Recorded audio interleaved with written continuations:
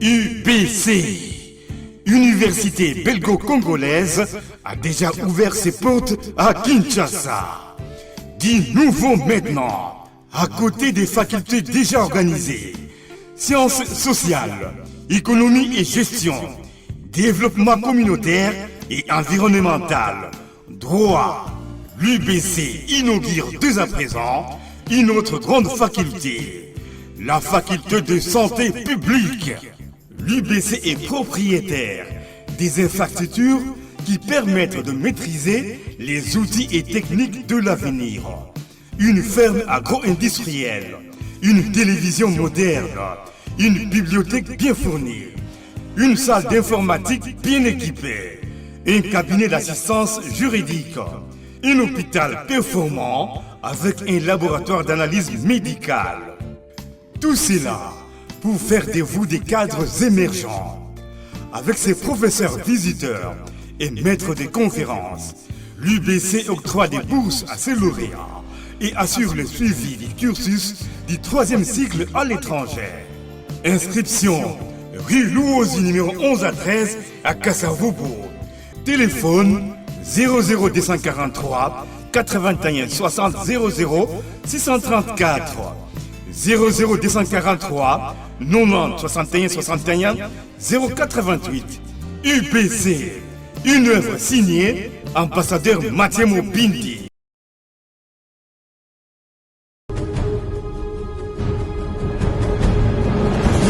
IPAC 2022. Bienvenue à la conférence internationale de femmes africaines de la diaspora. Un programme organisé par la Génération de femmes de pouvoir, femmes dynamiques de la diaspora à Dallas, Texas. Du 15 au 19 mars 2022 à Dallas, Texas, aux États-Unis d'Amérique. Cet événement est une opportunité de réunir toutes les femmes africaines de la diaspora. Femmes politiques, femmes entrepreneurs, femmes commerçantes. Amenons nos capacités pour sauver notre continent africain. Pour participer à cette conférence, prière de contacter le bureau de la Génération de femmes de pouvoir, femmes.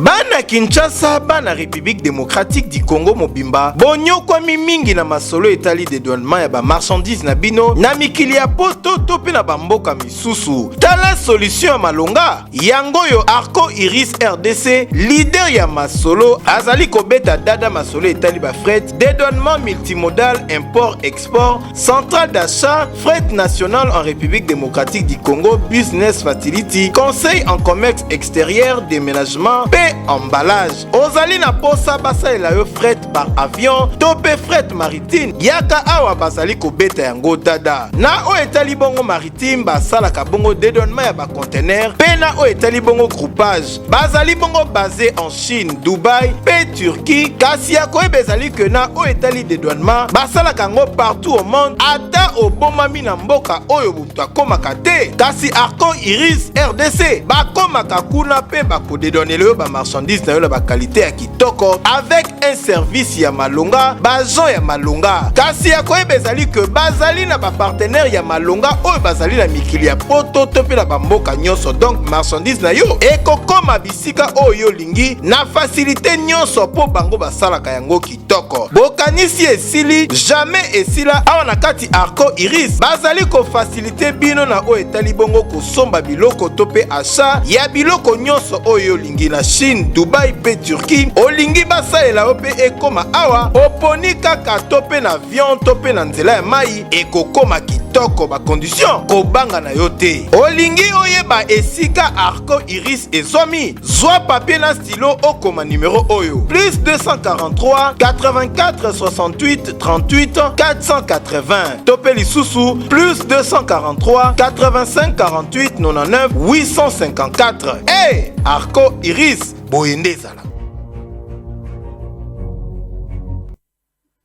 Merci beaucoup. Mbote Nabino, Balandignon, Soya Bosolo na politique officielle, Kimia la Mabota Nabino, Bozaï Belé, Bocheli Biso Motema na Tongo Alelo, et Sengweza la Motema Nanga, je suis en bonne santé, je suis en forme. Nazoe Bake Bozaï Belé, Bomessani Golanda programme du lundi, mardi, mercredi, jeudi, vendredi, Nangonga ya 11h30, voire même 12h, tout à au Salayango, 16h et 20h, et puis 7h du matin.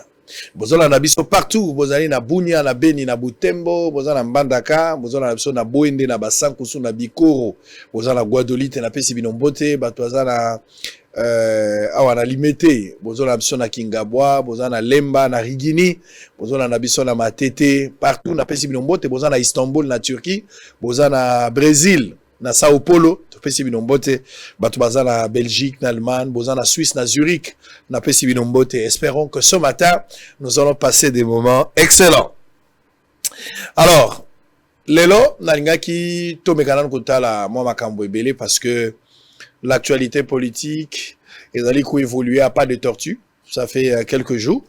Mais cela ne nous empêche donc, tout comme Atamakambo, ils important pour Namboka to réfléchir autour. Il y a ma question, minene, où ils ont la bomo ya bato na mikolo zakoya. Mais avant cela, avant de vous présenter l'invité, Mboka ou ezali abiso, mikolo nyonso ko la mukagana tongo lo ba malamu pona Congo, kanisa malamu pona Congo, sala malamu pona Congo. Bino batu bozwi mbongo ya miibi, bino batu bozali ba pomba, bino batu bozali ba prédateur, bino batu bozo mona Bosolola na liwa boku fate, donc on a ko yebisa bino ka les riches ont leur passé, les pauvres ont leur avenir. Faut boye babilo koana. Ba pesa yo ndanga aux la député, aux la ministre, aux la président, aux la directeur quelque part, bozalinde bala misala. C'est-à-dire ngai na yo population bozola na biso na tongo biso nde toza ba konzi. Chef de l'état, ba ministre na ye, ba directeur, motonyo so yebi obenga mokonzi aza mokonzi te d'abord azali mwana mosala na yo. Sur le plan organisationnel, il y a République, le rôle de l'institution, tu as bango bakonzi, na lokumo ba pesi bango. Mais dans la logique des choses, baza bana misala yangana yo. Moi na musala fois la exigeant vis-à-vis il y a mon ani mon konzi fois la exigeant vis-à-vis à mon musala na et pour appeler ça y résultat, il y a oya zali koluka. Donc, bolongo la bobangi kati na bino mboke za bino. Botika pe ko za la manipuler na un groupe de gens. Oyo bazo représenter l'autre côté.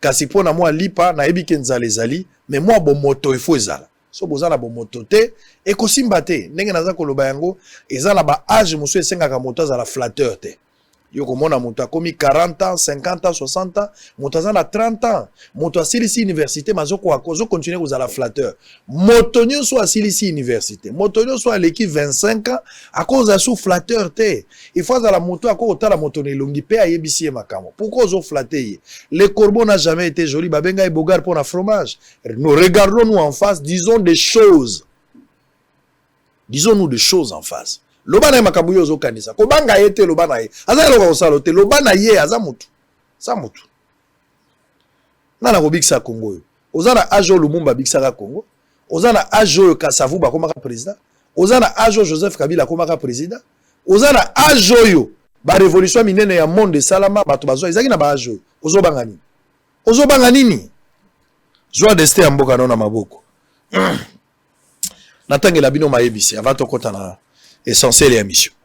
Les ministères des Affaires étrangères confirment la tenue de la 12e conférence diplomatique à Kinshasa du 26 au 28 février 2022.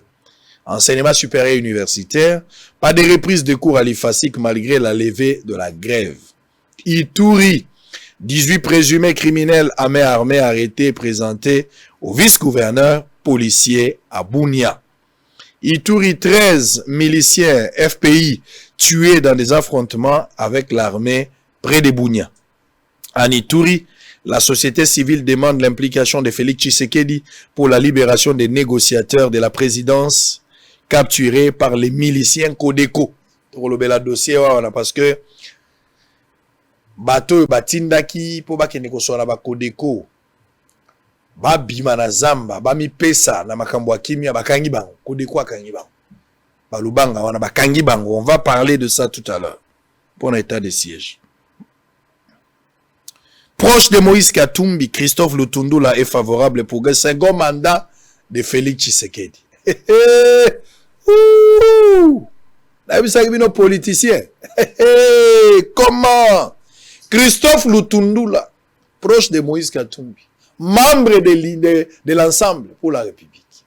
Mais favorable, Félix fasse un deuxième mandat. Affaire François Béat. Des arrestations en cascade signalées parmi les FARDC et la garde républicaine ce lundi. Parc de Virunga, DFDLR tué et un éco-garde de l'INC s'est blessé dans une embuscade.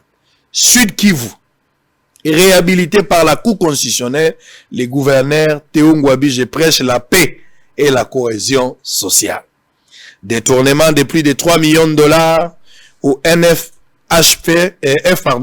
le directeur national Ndungi prit la main dans les sacs. Je vais faire une mise au point ici. Nous avons interrogé ces gens, ils ont donné des éléments. On fera une mise au point aujourd'hui, on fera une mise au point. Basket fauteuil roulant. 3e au tournoi qualificatif. Les Léopards félicités par Félix Tshisekedi, président de la République. Alors on va prendre le tout, on va prendre notre invité. Avec tout honneur, tu es envié Mikole Belé en 2022. C'est la toute première émission pour qui a participé. C'est avec honneur et considération. Il nous fait du bien à travers ses tweets, un peu provocateur, un peu taquin, mais un homme très libre, indépendant d'esprit parce qu'il a le Baramambo Yazokanis. Un jeune, il fut candidat à président de la République dans le processus électoral il y a 2018. Seth Kikouni. Allez, bonjour. Bonjour, M. Sambo. Tout le monde est lelo. En 2022. 2022. Merci pour l'invitation. Meilleur vœu, bonne année. Merci, meilleur vœu également. En février. Oh, ouais. Na sepeli kozonga lisusuawa. Na moni musale zaiko continuer malamu. Na continuer à kolanda bino. Donc, Touti d'ailleurs Mbandaka. Tozaki na Bunya. Moi, bisike bele mea. Touti Mbandaka, touti Bikoro, touti Ozonga. Nazana esengo po zaiko devancer biso kutu acteur politique. Ozali ko koma bisika oyo. Biso nanu to komi kutu te na 2022 na 2021. Le rose zali ko précéder biso zali ko sala ba investigation ko zali ko pesa biso ba information malamu. To zali ko remercier pour na yango. Donc continuer à musala wana po to zali na besoin ya chaîne ya investigation ba journaliste investigation to komi na ye et le pesa biso esengo mingi yango wana. Très bien. Merci beaucoup. Alors bozolanda bo solo ndenge tozabo en direct. Toza la Facebook, toza la YouTube. Vous pouvez intervenir en direct, poser des questions, réagissez. Montakari Mounogwazate. Loba place aux ali, comment message. Oko contredit Makambo 7 Kikunya Roloba. Oko contredit Makamonga la Zoloba. Vous êtes libre. Écrivez quelque chose. Vous êtes libre. Le numéro est là. Ah, vous êtes temple de la démocratie. Loba Makamonon Dengozali. 7 Kikuni. Pendant que tu as l'émission, Henri Yav Moulang, Ouazaka ministre et à finance, Azali interpellé à la Gombe. Tokoyeba, Likamonini n'a eu quelques informations. Na makambo ba bengise lié. Mais boyeba que ministre à finance ya kala Ari Yav Moulang. Azabo samba siko. Soko na bimisi makambo wana wa ekosala bino mwa pasi muke. Azali kosamba. Azali kosamba. Azo sambela nini? Moi bambodi ezali. Mais basi les instructions. Toko bimisa ba plan. Logo ezali. Alors, Seth Kikouni. Je ne sais pas si vous allez répéter les mêmes ambitions pour la 2023. Toza curieux ya koyeba. Biso ba Congolais. Na 2023.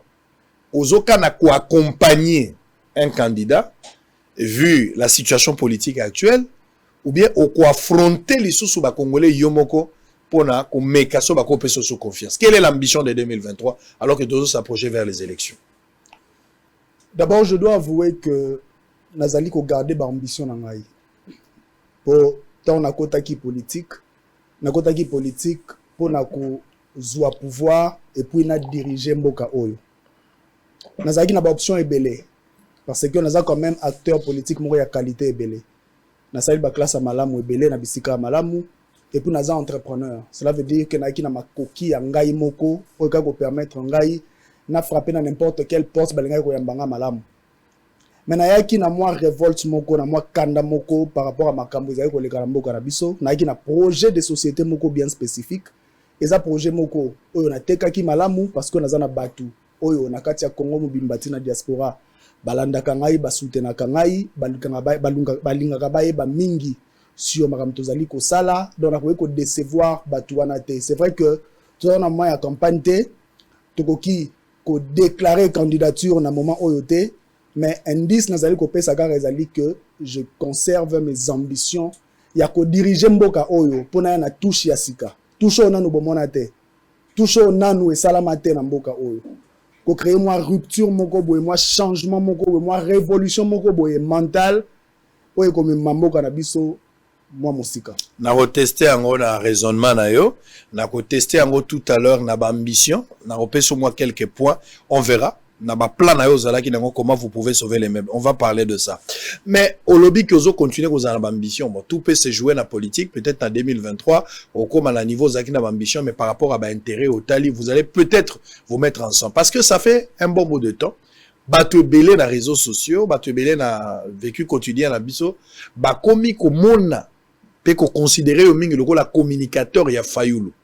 Quelle est la relation actuelle bozala na Fayulu et sur le plan politique? Bon, tozalaki na bitumba, na expliquer une fois pour tout pour pas comprendre. Tozalaki na problème moko concernant makambo ya CENI.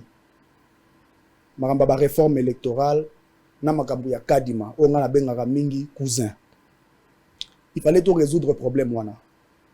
Oyebi scène politique bitumba mususu eza bitumba ko memango yo moko te kaka ou bien na groupe na yo moko. Alors il fallait que ça là moi ba alliance moko to bengaka na lopoto fonctionnaliste, cela veut dire que bo sangani pour adresser question moko spécifique. Bo monaki biso to marchaki, bo monaki biso to dénonçaki makambo akadima, bo monaki biso to tambolaki pona makambo ram, ezalaki ba tendance ebele sanganaki parce que ezalaki intérêt moko eleki biso nyonso. Il fallait tout ça lango ensemble. Et puis ezalaki biso moko te. En tant qu'acteur politique, en tant que leader politique, nazalaki liboso bat mususu pe bazalaki liboso mais population atambolaki pe bazalaki pe ka ba individu autonome tozalaki na ba enseignant tozalaki na ba infirmière tozalaki na ba femme ménagère bango nyonso bayaki pozalaki bitumbo e concerné biso nyonso adhésion na plateforme ou bien na parti politique et ça la makaso qui okomi ou bien on sali déclaration na chaîne moko ya télévision ou bien na point de presse nanu c'est qui kuni ya sala elo ka bongote donc ezalaki bitumba moko fallait to mener ensemble ezana bitumba mususu pe to ko mener ensemble. Donc, 2023, ezali musika et ezali pe pembeni en même temps. Donc, bitumba wana, poto mener ango malamu, il faut unir ba force na biso, parce que il en va pour na intérêt, ya mboka na biso, intérêt supérieur de Toloba. Voilà. Très bien. Donc, vous avez une alliance mokote na Fayulu. Alliance mokote, signature mokote. Ezali, tous allez ko partager ba idée. Tozali ko partager souci pour Namboka Oyo pour Martin Fayulu azana parti na YSD assuma rappel présidence ya plateforme la Muka il faut ça la dernière remise et reprise voilà on a membre SDT on a pas membre à plateforme la Muka te du moins na nos déclarations à bongo et salamate mais point commun na bino na Fayulu zen pour le moment problème ya CENI d'abord azali papa azali grand frère moko na respectera mingi na trouvera très ouvert azalaka na approche moko différente soki bozali kosola na ye makambo ya mboka aboyaka reproche te aboyaka critique te alingaka débat alingaka bo échanger ba idée po mboka ekende liboso asilakisaka égoïsme te na makambo ya mboka na sepela kosola ne mingi c'est vrai que na acteur politique on a solaka mingi aza parmi bato na solaka na bango mingi ça je peux pas le nier Ce qui fait que ceux qui bitumba ezali ozali to bengi bitumba collectif pour l'intérêt à mboka, c'est tout à fait normal. Ça dit ba tweet mususu ça la Raphaël on tatinda ba tweet mususu. Non. Bon tinanga ça la. Je crois que ngai na se caractérisa na moi autonomie wana ya pensée. Fallait leur routine dans ça la tweet c'était parce que dans le passé la bande peut critiquer. Ils ont battu on a critiqué, ils ont battu on a encouragé, ils ont battu on a critiqué acteurs politiques nyonso, ils ont battu on a encouragé acteurs politiques mususu. Donc mutaroti ndanga tena comme quelque chose et que ça la maté. Aux autres a fallu le comme un adversaire politique ou bien un allié politique. Pour l'instant tous en camp moko. Boza allié. Pour l'instant tous en camp. Pour l'instant tous en camp. Boza allié. C'est là nous na lobaté papa. Allez-y. Pour l'instant tous en camp oyo to bengi opposition. Les oppositions moko eza différentes na opposition ezalaka kala. Pour les oppositions moko eza mature, eza mayele et pour les oppositions moko o ezali ko se focaliser sur ba solution. Ah, tozana kati ya kan wana opposition ya banani eza constitué na manani. Yo Fayulu, Seth Kikuni azali, Martin Fayulu azali, na sulika wana wana. Pour nini? Bongo Joseph Kabila aza na opposition de? Joseph Kabila, FCC baza na opposition. Ouais. Mais bango bayaki kokuta biso na opposition. Mais bino nyonso boza na opposition. Et puis baza divisé makambo bato wana otangeli ngai. Ba délégué na bango mususu, ba membre na bango mususu, baza ba mandataire de l'État, ba mususu toyebi penate loyauté na bango soki ezali na union sacrée soki ezali na FCC, baza un peu ndeti bato moko baza na mitu mibale. Tokosala bango confiance boyete. Ce qui est sûr na opposition sikoyo, toza na lamuka o ezali dirigé par Martin Fayulu, et puis tous les acteurs politiques, dans le mouvement Moussous ndeti ya Seth Kikuni. C'est ce que je peux dire pour la sûr yango. Donc opposition pour le moment, ndenge yozomone l'opposition zaka bato la Joseph Kabila en opposition te, bango na bato FCC, to bato musu bazo se réclamer ba na opposition te. Pour na bino bokomi na monopole opposition. Non, bango il faut pas déclarer appartenance à la opposition. Non, écoute Seth Kikuni. Ça dit olingo expliquer ngawa que pour moto lo bagaza na opposition, il faut à l'appartenance à la muka toi quand na groupe na bino. En dehors na bino muta koza na opposition de. Non mais toi na groupe formalisé dan. Ouais, mais exactement. Na kati à la muka te. Ouais. Na kati ya parti moko politique te opposition non. Ngana zali indépendant autonome, na processus de création à parti politique na biso ko intervenir na mbula oyo. Wana na biso avec certitude. Donc, je me déclare opposant na ba prise de position na ngai, je me déclare opposant na ba discours nanga na ba analyse nangai, je me déclare opposant na façon nanga ya ko travailler ya ko exprimer ba opinion nanga politique. Ceux qui FCC azana kati opposition. Ils ont revenir na FCC a déclaré clairement qu'azali na opposition. Et ça le rôle ya Seth Kikuni te ya kolobela yango. Ngana yebi que ba action to menaka, ba action commune to menaka. Ceux qui na kei pa ya Martin Fayulu na yebi tozana problème boye. To sala boye ya lobi oui ngape nazaki na idée boye to converger ba idée wana to mener action wana na kondima mutu ya bongo mais na tikala jamais ko kene na FCC pour to mener ba action commune na nazali porte parole na bango te na rolo ba na place na bango te. Très bien. Alors on va aller à l'essentiel. Na rozonga makambu ya qualité na yo lokola candidat président de la République, on va revenir sur ça. Justement, président turc Aoutko Yao. Asali tout le baga mokolo moko. Vous avez été reçu hier par le ministre des Affaires étrangères. Il y a Turquie. Bayambi on a qualité nini. Bayambi on a qualité opérateur économique. Ya biloko no tekaka ba tissu bilamba ou bien bayambi on a qualité à homme politique. Ça c'est un. Nayebi oza la connaissance mingi. Na maeka Italie économie, moi connaissance ezali. Makambo pe oyo bandeko ya Turquie parce que oza bateau vandi na bango mwa mingi oye koli bango mwa mingi. Boye ya président wana we pa na biso. Kongo azo gagner nini? Ayaki ko sala nini? En contrepartie ko kende na ye esengo na biso ko zanesika ni po président wana yaki. Ayaki ko beta tout ba contrat est signé parce que yokani ke ba corps rebelle pesami de part et d'autre. Le Congo gagne quoi, la Turquie gagne quoi? Qu'est-ce qu'on peut retenir na basizwa? Bon, na bandana mutuna par rapport à la relation na Turquie.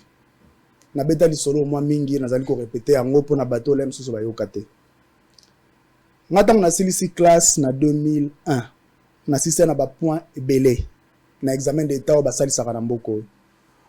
Na sagi latin philo. Na senga ki bourse d'études. Pour la famille na biso na zaki na yaya pa bimaka lauréat azwa bourse d'études. Donc papa banda toujours ko motiver biso to sala ba point ya malamu pour to zo bourse d'études.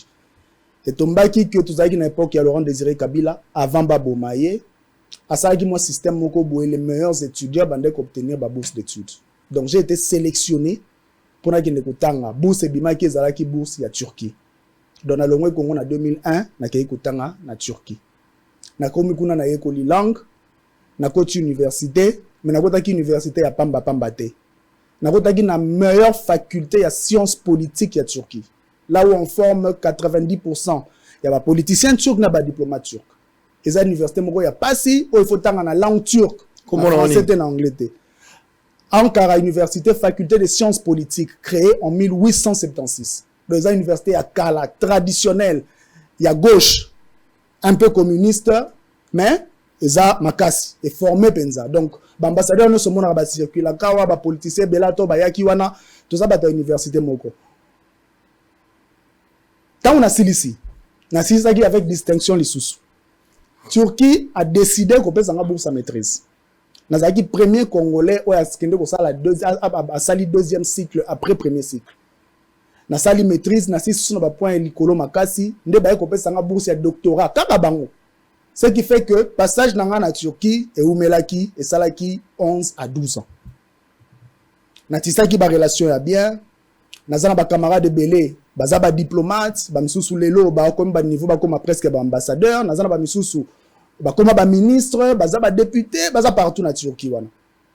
Alors tant que zongi na kende d'abord Afrique du Sud après na zongi Congo na militaki d'abord pour que bateau batanga na Turquie parce que oyebi batu na biso mingi batanga na ba France Belgique États-Unis fallait to sala moi et loko moko boya biso batu to tangi na Turquie to promouvoir pe qualité éducation na po ba na éducation à qualité makasi. Bato ba ba Sorbonne ba batangi na université na Turquie une année à zongi pe kuna ba prendre pe ba kontango donc ba sana ba relation ya malamu to sali mo association moko boye na association wana c'est vrai que na nous to désigner présidenté mais lokola na kati ya Congo awa nazana ba ene musu ba sala ba médecine mais nazala quand même mutu moko nazala ka actif ba contact belé sur outil Turquie sur le plan officiel vu que nazala ba contact belé et les karapangai. Donc j'ai été d'abord invité na qualité ya étudiant moro exceptionnel ou à l'école na Turquie et puis na qualité ya mutu oyo azana ba contact wana na presque monde nyonso. Et puis deuxième aspect c'est le fait que na kota na monde ya entrepreneuriat na monde ya business na Turquie moi je ne suis pas ceux qui na ke Turquie musala na sala kanaza revendeur té.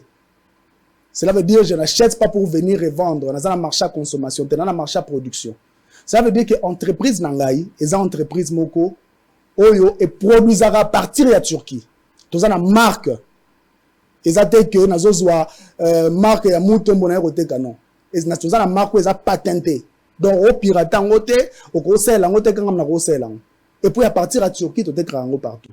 Ce qui veut dire on a registre ya ba turc kuna tango basalaka ba forum commercial et tout ba tchaka na liste presque mutu ya liboso parce que non seulement na tanga kuna mais naza mutu moko pe na zonga na valoriser éducation na zwa parce que bon ba otala ngo bongo on a formé et cette personne là zali ko mata na société azo servir de source d'inspiration pour na batebele. Donc eza ba relation moko un peu na sens mora bongo si ko tozongela makambu ya arrivé ya président turc awa na République démocratique du Congo.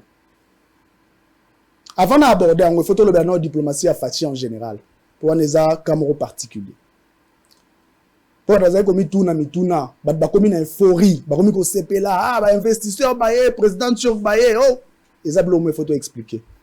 Il faut d'abord comprendre que président Tshisekedi depuis à du pouvoir to ben le premier diplomate. Il a beaucoup affaibli la diplomatie congolaise. Comment ça? Contrairement à ce que Batou Bazali Kokanis. Diplomatie de façon laconique, de façon simple, de négocier. Donc ça veut dire que sa façon est menée par les négociations, relations entre les États indépendants. Félix Tshisekedi, c'est vrai, il a beaucoup voyagé. il a beaucoup négocié. Mabosala qui est l'élément moko que RDC Ezali était indépendant. A présenté RDC dans le voyage nyonso comme état moko faible. Yango monaki a tamboli ba place belé bato bayete. Ils ont inventé un discours qui n'est pas d'ailleurs vrai. Tambane ko tambola que RDC Ezalaki isolé, bisoto redoré image à RDC. La RDC n'a jamais été isolée. Joseph Kabila, son prédécesseur, il avait choisi de ne pas travailler avec les Occidentaux. Les Occidentaux ont monté le discours pour dire que la RDC a été isolée. Or, relations internationales sont basées dans un rapport de force. État indépendant. Point de départ, réflexion, relations internationales, c'est anarchie. Cela veut dire hiérarchie et zakunate. Mais ceux qui ont en tant que chef de l'État, ils ont se présenter neti, yo, bozalaki isolé, bozana difficulté, bozana ba problème, mais au lieu de investir, de travailler, de faire une injonction. Et ça, le rôle de l'entreprise, on a besoin de ça, partenariat. Moi, dans la situation, ceux qui ont fait publicité, mais on a besoin d'une injonction. Dans le moment où on a besoin situation de Félix Tshisekedi a quoi ici diplomatie na biso na place moko ya bongo. Problème yango yana bien affaibli saki. Yango atambolaki omonaki eloko esalamaki te. Retomber quoi kozalate. Retomber kozalate. Omonaki ba États-Unis ba pesa ka ba injonction, salabo droit de l'homme et tout. Mais ba pays nyonso ba recevoir ba investisseurs, bazana ba droit de l'homme te. Chine a violé ba droit de l'homme, ba tebele ba violé ba droit de l'homme, mais la plus grande entreprise américaine Ezali Apple. Azana Chine kuna non. La plus grande usine a produit au Kuna. Donc, il y a un rapport de force. Ceux qui ont une position de faiblesse, ils ont au sérieux, ils ont affaiblir la diplomatie Yamboka, et puis, ils ont et logo Yamalamute. Mais pourquoi est-ce que les Turcs baillent? Je vais expliquer qu'on a tweet moko. On dit que les Turcs s'intéressent au Congo depuis 1960. Ils ont eu l'indépendance bango baillé. Ils ont l'ambassade à Mounene, Babandi. Moi, dynamisme, mais RDC n'a jamais intérêt vers la Turquie. En 2009, le président Nabango a précédé Erdogan à Yaka na Congo. Mais jamais dans l'histoire à Congo, le président Moko a quitté la Turquie. L'ambassade n'a pas liboso salamiga en 2009 ou 2010. Turquie a fait ça rabiso goudou, nini gratuit, tu fais ta loyauté pendant 2 ans. Il y a un temps où Félix Tshisekedi. C'est vrai que ayo fungola miso sima atamboli partout amoni esimbité par hasard aleki na Turquie nde président turc alobi akoya na Congo a s'inspirer na tradition turque pour na Turquie za la rendre ni so ko rendre mutu visite na ye pa na yo ndeti boye na ye liyo biscuit yo po comme une obligation morale ya yo rendre nga visite et quand tu viendras me rendre visite o yelanga bilo akoli alors ça veut dire so na tika yo sani ane rozonga vidité il faut na bilo président Tshisekedi akendaki na nini akendaki président Tshisekedi na ebelo akendaki nango te mais président turc tant bakuta na président Tshisekedi alobaki yango ba image ezali alobi na kosala iadeizi arrête donc cela veut dire que na ko respecter tradition wana ya koye pa na yo po yo ye pa na biso yango wana façon ya ko honorer ya ba turc ba honorer ba tout bongo pour preuve président sénégalais akendaki mo mingi na Turquie après Congo président turc aleki na Sénégal c'est la 5e fois qu'il est na Sénégal depuis avoir pouvoir c'est la 5e fois biso to ke mbala moko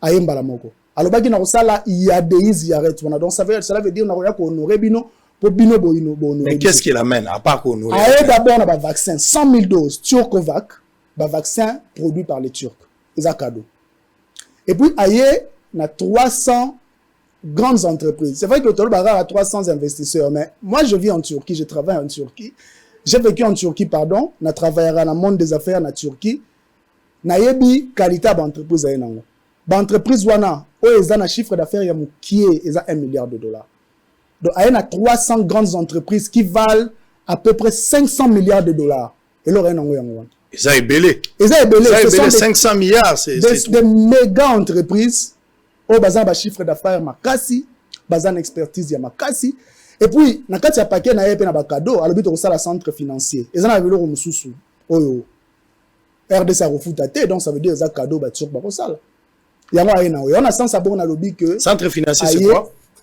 centre financier certainement ils allaient au monde de bourse place ba transaction financière ando sala maintenant na tangi pena contenu nango te mais to moni yango kaka na kati ya ba biloko ba lobby ba signer ba accord mais ndela yebeli centre financier na Turquie ezali certainement place masolo ya ba nini ya bourse salamaka. Mais peu importe la forme, avant de continuer, que ça soit à Saline, religion et l'obaka, civilisation, culture société.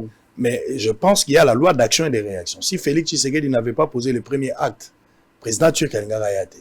Donc ça, il faut comprendre d'abord que Félix a eu le courage. Félix a eu une approche très très positive, qui a inspiré de visiter. On peut tenter ça la pêche au gros qui n'a pas gagné sur 8 mais la place mon gros reçu. Maintenant que vous parlez d'une affaire de 500 milliards, c'est quelque chose que Félix a gagné. Oui, mais moni diplomatie est art. Hein? Et là on a tangi relations internationales. Et ça pour Bengi président de la République premier diplomate que on peut conclure que voilà a ébi diplomatie non. Normalement tant oiseau qui pouvoir, il fallait abandonner le pays de Turquie. Pour la bonne et simple raison que Kabila avait déjà compris que l'État, la puissance, la puissance traditionnelle, Belgique, France, États-Unis, Grande-Bretagne, jamais se développer. Nous sommes dans l'obligation aujourd'hui de nous inspirer Nabamboka au bazan expérience récente de développement. Donc, sur le G20, G20 est composé de 20 pays puissants. L'État puissant, il y a 5 ou 6 bazan PIB, il y a plus de 1000 milliards de dollars. Le reste est basé entre 300 milliards et 900 milliards. Turquie a fait partie de ce pays. Le pays s'est développé mingi les 20 dernières années. Parce que basé une expérience récente de développement, aucun dépend na bango. Pour basé un peu rebelle la politique étrangère na bango. Donc ça veut dire que la grande puissance européenne ça va injonction. Ils font ce qu'ils vont jusqu'à une certaine limite. La politique étrangère na bango et puis basé toujours la volonté il y a aucun dans pays en voie de développement sans base à la moi logique moko boye. Il y a colonialisme. Félix Tshisekedi tant aux na campagne en 2018. Babanda qui bien il y a nani Vital Kamerhe. Félix Tshisekedi a lobaki ngai na kokomisa Congo ya lobaki Inde ya Afrique. Inde est un pays moko développement nango est récente. On comprend. On peut beaucoup apprendre de l'Inde. Vital Kamerhe a lobaki ngana kokomisa Congo Brésil ya Afrique. Brésil a un développement, une histoire de développement moko récente. Il fait partie du G20. Il a parmi les puissances émergentes. A joué pouvoir en balamoko na habité ngungini soit qui est alors doit comme ça Congo, Allemagne et Afrique. Il y a Allemagne, bon, tout ce le dossier wana. Au moins un peu place makambe changeaki. D'une certaine manière na langage na élément de langage na il a voulu nous montrer que priorité naie ezali pena ba états occidentaux wana ya ouest donc ba Allemagne ba France ba nini les gens qui ont montré leurs limites voilà ba la sa limite na bango baza ba puissance coloniale ba lingera jamais développement na biso ba yaka akra pona ba minerais et tout donc faiblesse naie bandaki wana sala ki lecture moko ya malamu te sora banda na ba pende ba Turquie mais to seka ki na ba 117 voyage boité parce que opportunité ezani avantage ezani ya présence ya ba Turca c'est vrai que nanu elo resalamité. Mais le simple fait que sur le plan, il y a viabilité, il y a attractivité, il y a marché, il y a biso, il y a un peu marché, il y a l'image bien. Parce qu'une puissance émergente s'est déplacée avec 300 grandes entreprises qui valent 500 milliards de dollars. Ils sont venus, ils ont signé des accords qu'ils ont publiés. La Turquie a publié, la RDC a publié. Deuxième message positif. Le roi a déjà pas. Au moins, il y a avantage. Donc il fallait pas aller bosser Salama. Mais ce qui a bandara kuna na Turquie parce que rectifier les tirs. Voilà. Il y a encore du temps. Félix a rectifié les tirs selon il a rectifié les tirs mais approche na méthode pe za malamuté. Parce que en quoi est-ce que vous avez reproché approche na méthode? Premièrement, ba entreprise est belé tango baye. Moi dimanche de midi à 22h na yambi à peu près 70 entreprises dans entreprise na bayaki. Il fallait expliquer, réexpliquer le monde des affaires congolais.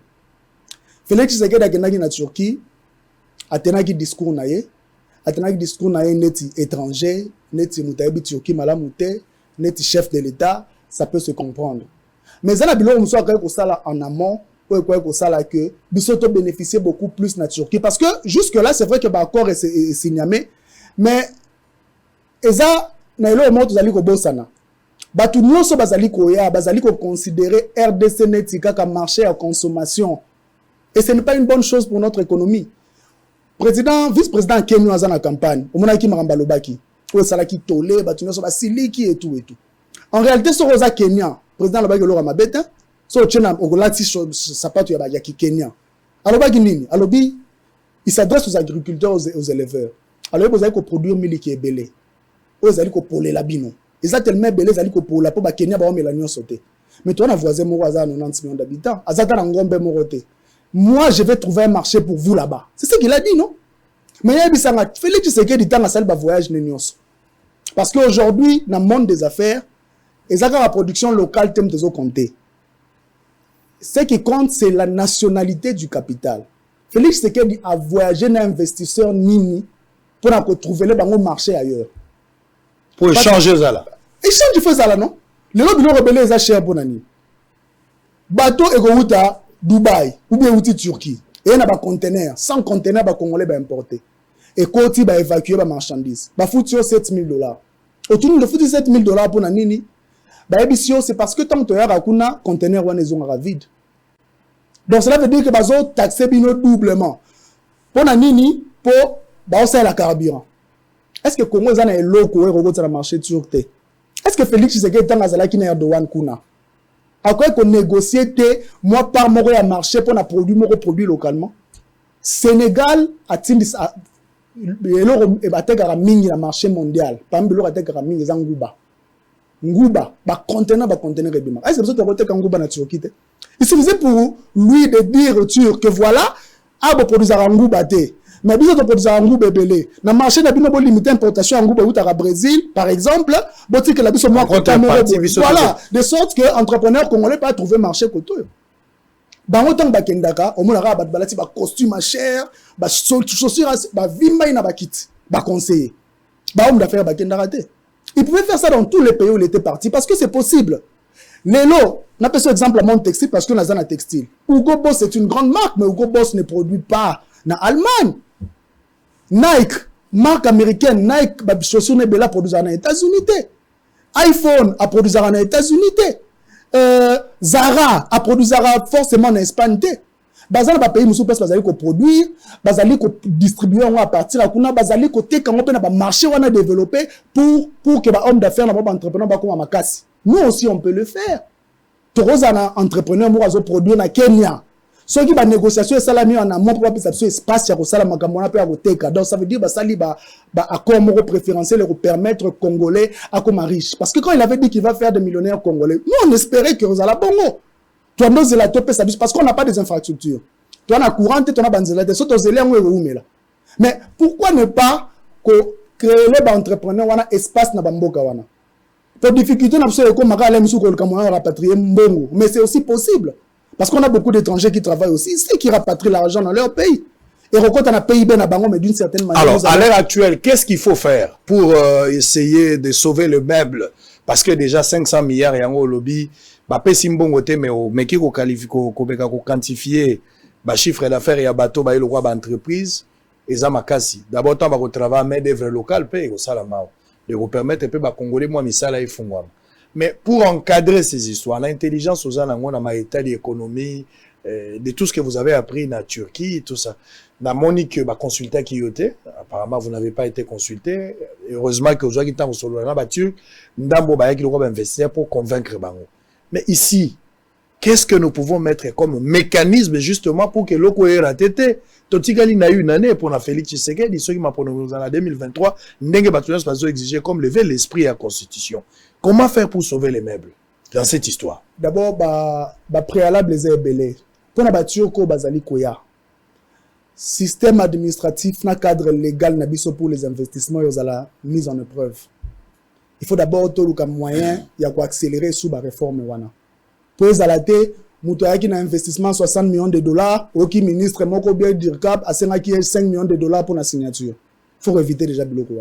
De fait, ça y à la canaliser. De fait, ça y comité moroboé de suivre ça la que tant ou ba entreprise doit les na ba capitaux na bango pour na investir dans domaine moro spécifique. Il faut battre un comité de suivi en débat encadré makambouana en toute transparence. Parce que avantage c'est belendengo au lobby. Transfert ya savoir-faire ya connaissance parce que biso na Turquie doit na configuration moko. Na Turquie bateau bazana 15 ans, ti 45 ans ba représenter 60%. configuration de la population pas n'absorber les abongo makasi ya Turquie lo Turquie atekaka makasi na monde des main d'œuvre batu nyonso na tangelo bakenda produire na Turquie na bakenda kuna pour main d'œuvre qualifiée transfert ya nini ya main d'œuvre ane ko salama na Sénégal par exemple bazali ko tonga ba stade bazali ko ba infrastructure no ya ba turc presque 90% basa sur le point aussi ça misala d'ailleurs akero tala ba misala ngo président turc sur 1500 employés bazali ko sala 1000 baza sénégalais 500 baza ba superviseur turc ce qui veut dire que tant ba kolongwa wana ba kotika 1000 sénégalais qualifiés ou ba ko continuer musala wana sans que ba turc baza très bien donc pour la biso ezali avantage soki to canaliser yango omoni administration na tableau économique ils ont occupé place moko centrale pourtant to sala schéma économique to chaque administration wa to cheba ménage awa en tant que consommateur to cheba entreprise awa en tant que producteur na to cheba institution quasi financière na ba institution financière ba institution financière ata moko teza ba congolais ata banque moko teza ba congolais no sa ba étranger côté na to zala na biso te administration za ya biso mais administration ne se comportera net ba étranger au moment de loi et lobby ba étranger ba roté ka détail te mais tambola ki ça ba on se ba roté ka détail par exemple baza ko protéger entrepreneurs localité donc l'administration il faut afungola le système de sorte que a absorber investissement on a pour profiter na mboka na biso et puis pour na ko récupérer justement aza encore na possibilité ya ko renégocier makambu mususu pour l'entrepreneur congolais il faut s'ouvrir dans le monde parce que peu importe un bon entrepreneur congolais qui gagne du banda bon d'une certaine manière que ça la rapatrier soit sous forme d'investissement en immobilier, soit sous forme d'investissement en domaine mususu, na média, mais entrepreneur congolais ont marché. Parce que c'est aux élites qui ont infrastructure oyo. Logique wana que ba usine il faut ça la ma awa, tu perdre temps et belé. Par exemple les gens lelo comme on a neti ba entreprise mususu zali ko fonctionner ailleurs. Deuxième problème il faut faire la attention. Ezali kamba ko canaliser financement. Tant Erdogan, président turc, a une 300 entreprises privé. Il a dit que l'État turc a kaka neti facilitateur. Ba entreprise wande ba sala musala. Mais ba sala ngo gratuitement té. Ba question tu comme tout est-ce que RDC a la capacité à financer ba biloko mususu. Na recevoir qui entreprise oyo a un projet ya comme ça qui ça bopeto. C'est la plus grande entreprise ya propriété na Turquie. Depuis 94, il y a comme ça Istanbul qui toko. Istanbul est très propre. To soli na DG na bango pendant 1h30. Il m'a dit, tu as un projet, tu as une machine, on fait ça à Istanbul et tout et tout. Mais est-ce que l'hôtel de ville n'a un moyen de faire ça? Pour tout ça, ça là, et ça, tu as mis tout. Pour les alatés, lobby, turc, bayaki, moussala et salamité. Parce qu'il faut prévoir le annonce. Et ça, entreprises privées, ils viennent pour leurs bénéfices, pour leurs profits. Bazoya attendait non, organisation caritative, non. Donc il y a une entreprise, on a pas une entreprise turque. Et ça, la bilogo awa, bazwa bambo wana ba organiser bazong sa na Turquie économie à Turquie écola. Mais République démocratique du Congo biso siko. Est-ce que tu se limiter na consommation ou bien tu reluka mécanisme moko oyo et rekoma pena gagnant. Cela veut dire que bango bazwa ba conteneur na bango babani musala awa biso pe to motoni sa ba conteneur wana to bandi mo kop moko na Turquie to bandi mo kop moko na Qatar. Et ça la question il faut te répondre yango comme ba préalable. Voilà. Très bien, oh là là, Seth Kikouni, candidat président aux élections 2018. Otalasko ba candidat nyonso ba tchaka libana 2018. Na ba vio na kotanga kombote po. Oyo kan niveau intellectuel ya moto. Azana loko mso akosala te. Trop brutal. Est-ce que raisonnement ya ba candidat nyonso à 2018 wana? Batu nyonso ba postulat à 2018 comme ba candidat président de la République. Ils peuvent se mettre ici en pose de questions pour montrer démontrer leur intérêt. Parce que là, cette Kikouni n'a pas répondu, le rôle opposant, à répondre libre, le rôle moto et à Tangi, à Ebi Maïla, lobi la bon sommet. Azotalis avantage à Mboka. Alobeli Mboka. Alobeli Mboka. Alobeli Mboka. Celui qui a makambo Mboka, longola kozala na résidence surveillée à Makanisi. Yoka elenge nenga zokanisi. Bilenge otolobi bakoyi kozwa Mboka. Batu moko tobanga bango musika, batu moko tobanga bango musika. Oye ne mutazaka la livre, oye mutasala kaboy, oye mutakot rien.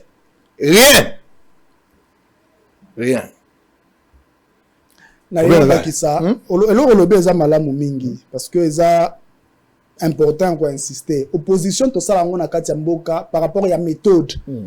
na lo bango toujours toni to kende gare centrale Félix Tshisekedi a dit tête aux poids lourd c'est qui kuna ko lo bato aux 24 Martin Fayulu ko lo bato aux boulevard Moïse Katumbi ko lo bato aux Willery de beza yango wana biso no soto lingi Congo ekende liboso ya on comprendra comment est-ce qu'il inimitié ko bomane ko takana makambo wana non biso soto lingi objectif moko développement maintenant nazo obligé à cause d'accord na méthode na yote et ça l'exemple to pesa ya méthode ya gestion ya socialiste non ko ça en sorte que nous sommes à la gratuit na rose à la contre on a lobi non mais toi na mbongo te et ça le rôle là nazana nous pauvres na auto banda bosolo na politique na mbongo te ale bolinga distribuer mbongo na famille momba mais ngapena ko sala na so bata télévision pour na bosolo te mais soki na mati boy na problème à $1000 na ko pesa $1000 na ko pesa $2000 pour na mati déjà mboka pe ko la ka bongo na rôle ba yango na lingi to koma na riche apprendre ton code ça va gratuité d'enseignement apprendre ton code ça va gratuité à santé mais si toi na mbongo te besoin 5 milliards besoin distribuer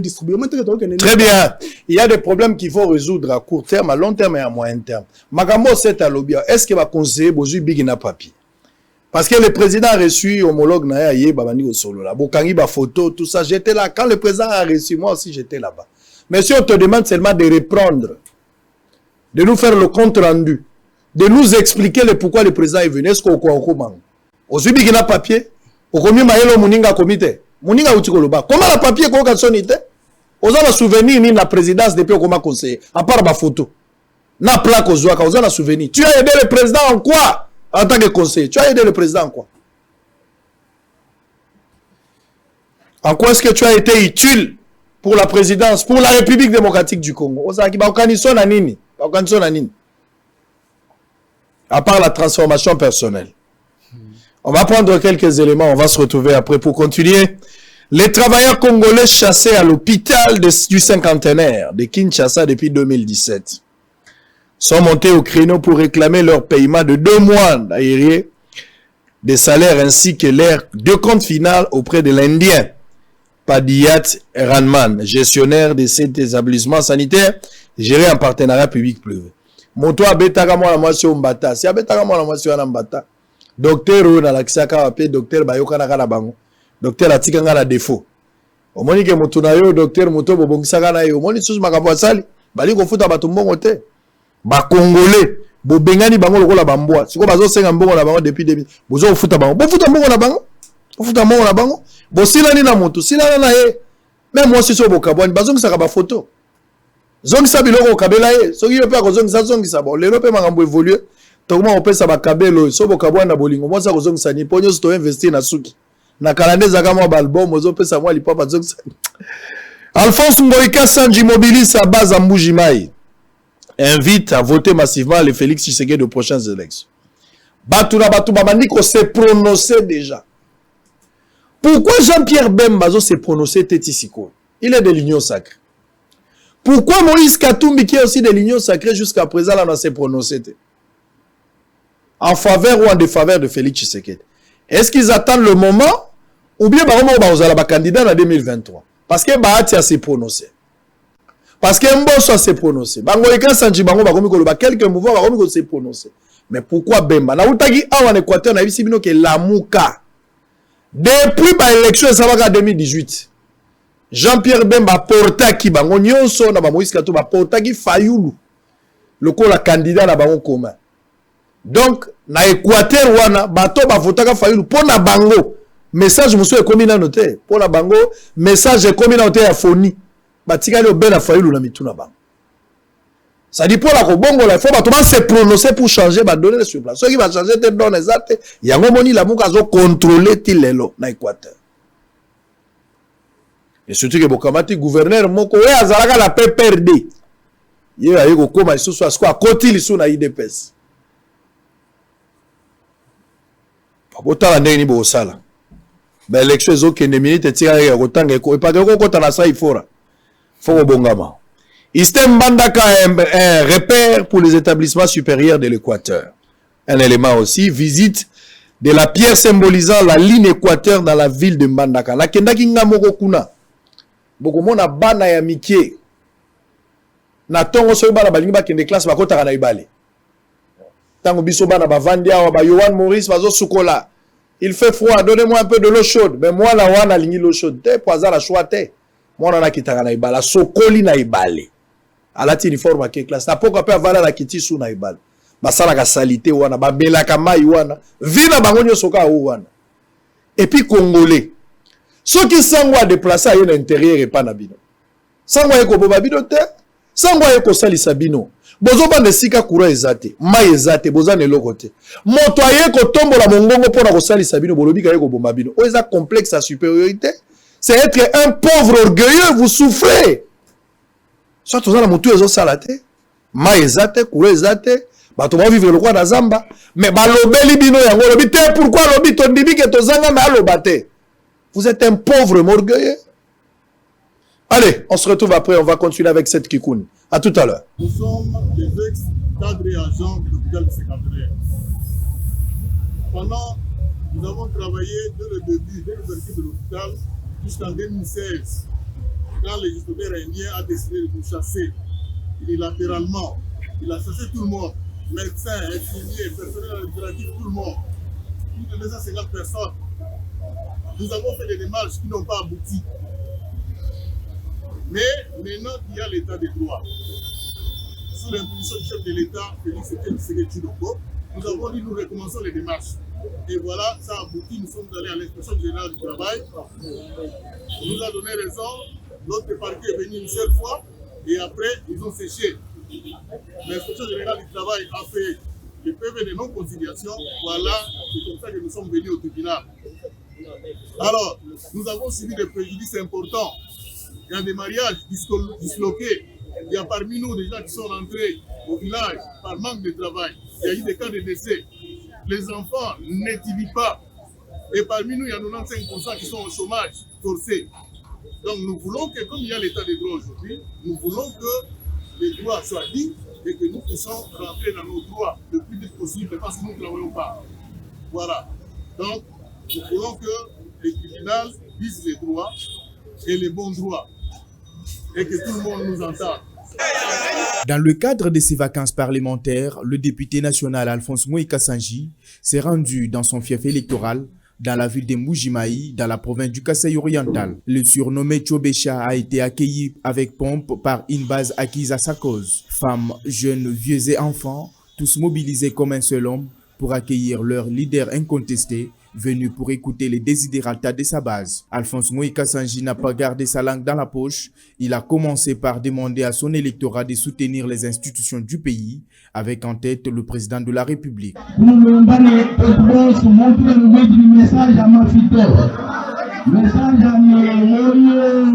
Je vous demande ceci, que personne ne vous trompe avec le message que Moïka Sanji combat le pouvoir. Sachez que je suis un meilleur soldat pour ce pouvoir de Félix Tshisekedi, jusqu'à lui faire gagner les élections de 2023. Le leader de Mbuji-Mayi mobilise sa base à s'approprier le projet de développement des 145 territoires réunis au sein de deux partis politiques, Alliance chrétienne pour la démocratie et le développement, ainsi qu'Alliance pour la justice, le développement et la solidarité. Ces militantes et militants, dont Alphonse Moïka Sanji est l'autorité morale, dans leur siège social respectif de Djoulou et de Dibindi, sollicitent du chef de l'État le transport du courant électrique produit par le barrage de Toubra-Toubidi dans le territoire de Miabi vers la ville de Mbuji-Mayi. Cette population veut que ce projet se concrétise pour l'électrification de la capitale du diamant. Alphonse Moïka Sanji continue encore ses activités dans son fief et il est le seul député national actuellement qui a respecté ce devoir de rendre visite à son électorat pendant les vacances parlementaires.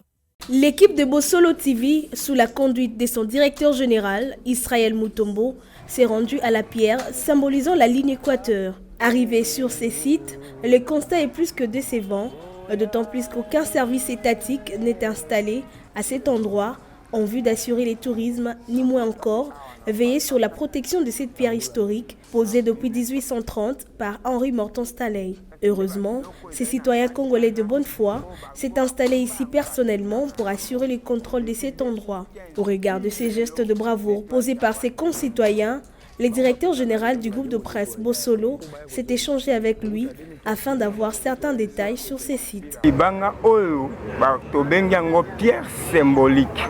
Yango ezo symboliser biso esika nini ligne équateur eleki. Les pierres ont posé en 1880. Henri Morton Stanley, moto a posé pour na kola kisabiso.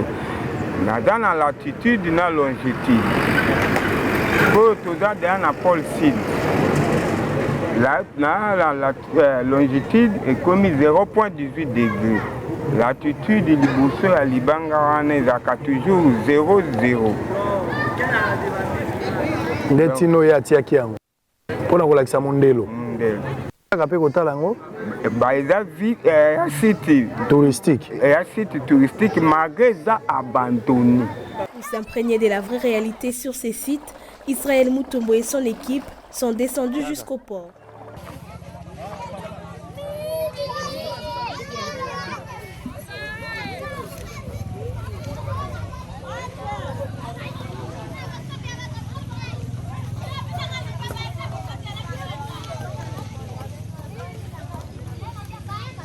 Ici est de rappeler que le site où se situe la pierre symbolisant la ligne équateur se voit être spolié et occupé par des tierces.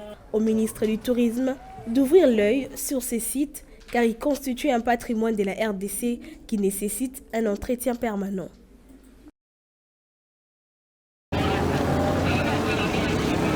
L'élu du Moamba, le député national Raphaël Kibuka, était descendu sur le quartier Malemba, sur l'avenue de la Paix 2, commune de Matete, pour s'enquérir de la situation que vit la population de cette contrée. L'honorable député national Raphaël Kibuka est allé tout droit sur cette avenue, dans le même quartier où la population a plaidé auprès de lui pour la construction des caniveaux pour qu'il y ait une bonne canalisation des eaux.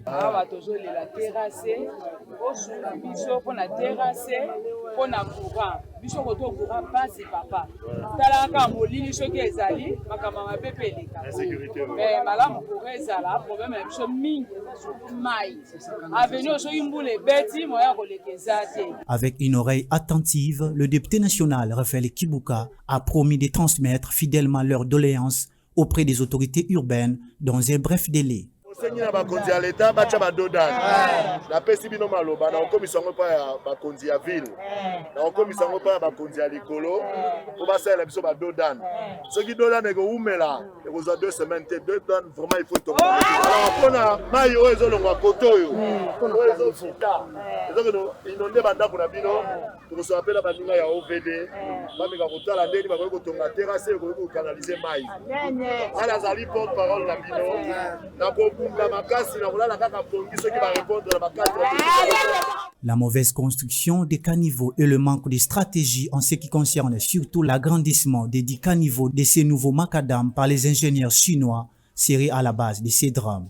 Mais également, les eaux des robinets et des pluies ne savent plus circuler normalement et envahissent les habitations situées en contrebas à la frontière entre Kinsenso et Matete. Le riverain se trouve ainsi à la merci des inondations. Après la venue de la Paix 2, le député national Raphaël Kibuka est allé encore visiter la route de la Paix dans le même quartier où les habitants de la contrée ont donné des explications à l'honorable quant à l'érection des dodanes.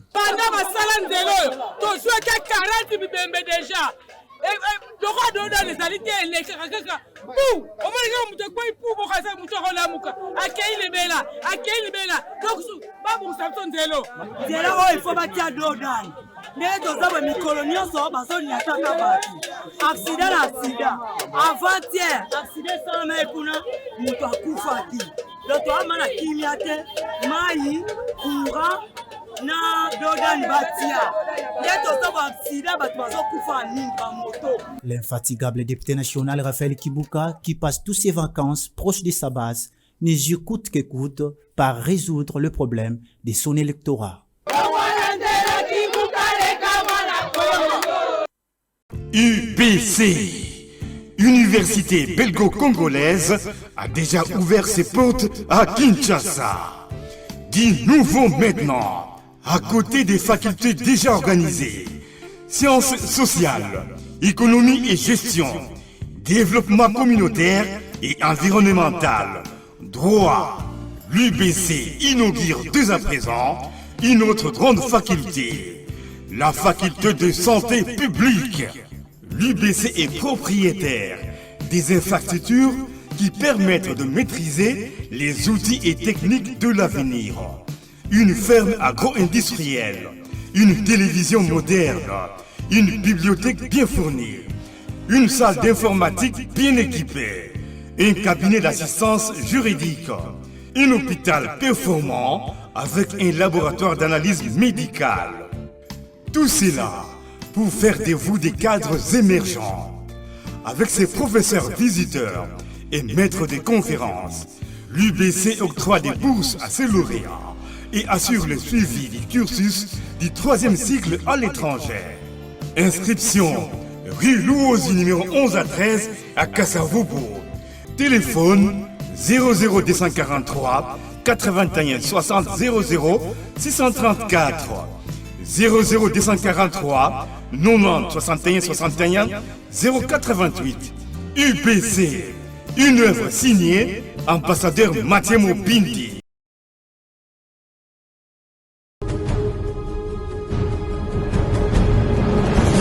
IPAC 2022. Bienvenue à la conférence internationale de femmes africaines de la diaspora. Un programme organisé par la Génération de femmes de pouvoir, femmes dynamiques de la diaspora à Dallas, Texas. Du 15 au 19 mars 2022 à Dallas, Texas, aux États-Unis d'Amérique. Cet événement est une opportunité de réunir toutes les femmes africaines de la diaspora. Femmes politiques, femmes entrepreneurs, femmes commerçantes. Amenons nos capacités pour sauver notre continent africain. Pour participer à cette conférence,